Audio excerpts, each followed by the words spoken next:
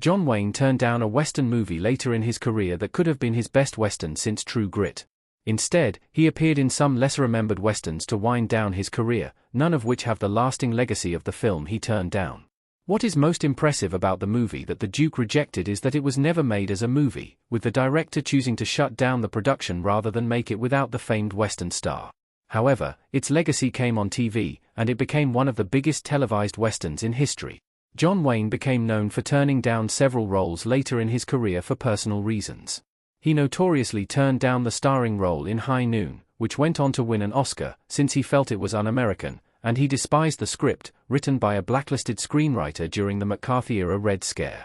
This led Wayne instead to make one of his best Westerns in response, starring in Rio Bravo. However, he turned down the role in The Streets of Laredo for a very different reason.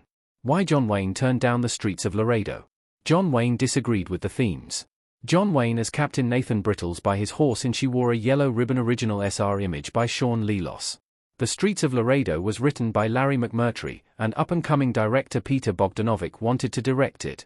Bogdanovich already had some experience with John Wayne, as he directed a documentary for the American Film Institute about John Ford titled Directed by John Ford, which included interviews with Wayne and was narrated by Orson Welles.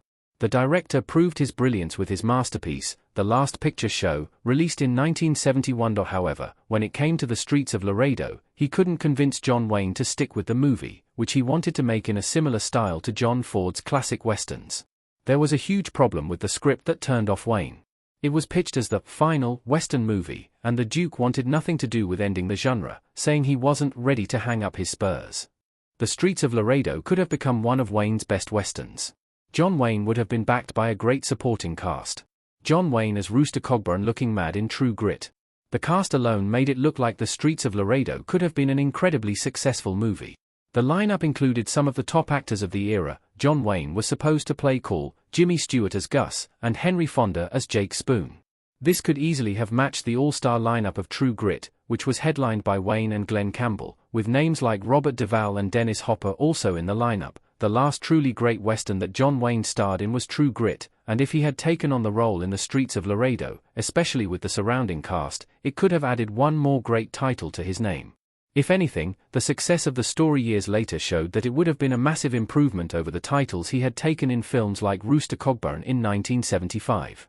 What happened to The Streets of Laredo after John Wayne turned it down? The Streets of Laredo became Lonesome Dove.